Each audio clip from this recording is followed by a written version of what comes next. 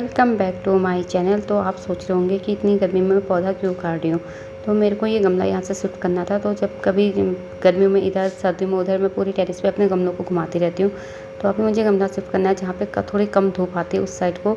तो ये जो प्लांट हो रखा था, इस वाले गमले में हो रखा था, ये मैंने इसको कटिंग से ग्रो किया था। लेकिन ये मैंने जितने भी प्लांट ग्रो किए थे ना, सबके सब ग्रो हो गए। तो बहुत सारे प्लांट मेरे पास बचे हैं टाइप के फ्लावर के। लेकिन जब भी पौधा हो जाता है ना, मुझे उसे उखाड़ के फेंकने का मन नहीं करता। तो फिर मेरे पास ये वेस्ट डब्बा पड़ा हुआ था, तो मैंने इसमें होल करके इसको इसमें डाल दिया। और अच्छा भी लग रहा था, क्योंकि ये वीडियो जब से मैंने शूट किया था उसके 5-6 दिन के बाद ये आ रहा है। तो ये फ्लावर इसमें अच्छे से लग गया और ये फ्लावरिंग भी कर रहा है। तो इसको मैंने यहाँ पर अच्छे से शिफ्ट करके मिट्टी से भर दिया था और इसमें पानी वगैरह डाल के इसको रख दूँगी और ये तैयार हो जाएगा। तो अब मुझे करना था ये वाला गमला खाली। तो ये गमला क्या है, ये मेरा ना पुराना वाला हमारा कूलर था। जब लोहे के कूलर चलते थे, तो हमने जब कूलर ख़राब हो गया था तो हमने इसे सार काट कूट के हमने गमले के रूप में कन्वर्ट कर लिया था। ये बहुत सालों से चल रहा है हमारे साथ, अभी सही चल रहा है, मतलब नीचे से बिल्कुल ख़राब नहीं हुआ है।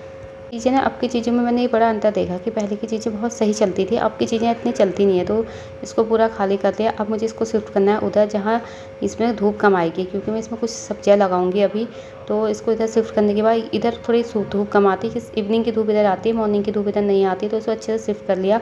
और फिर अब मैं इसके सारे होलों में रख लूँगी पत्थर। अब मैं इसमें आपको साथ साथ में बता भी देती हूँ कि मैं अपनी खाद कैसे बनाती हूँ। तो इसको अच्छे से यहाँ से पूरा भर लेंगे। और अब मैं इसमें भरूँगी कम से कम 5 या 6 इंच के बराबर इसी की गमले की मिट्टी, जो मैंने अभी खाली करी थी ना, क्यों रात को खाली करी थी, अब मैं सुबह से काम कर रही हूँ। तो इसको अच्छे से भर लेंगे। तो मेरे को गीतांजलि झा का कमेंट भी था कि आप ना कंपोस्ट कैसे बनाते हो, तो आप मिट्टी यूज़ करते हो। तो हाँ, मैं मिट्टी यूज़ करती हूँ। तो पहले जैसे लोग बनाते हैं ना किचन वेस्ट से डिकम्पोज में, वैसे ही बनाती थी मटके वटके में डाल के। लेकिन फिर मैंने एक बार कुछ बुक में पढ़ा था, वो साइक्लोपीडिया में, तो कि जंगल से जैसे कि खाद तैयार होती है, वैसे आप खाद तैयार करते हो ना, तो आपके पौधे ज़्यादा हेल्दी होते हैं।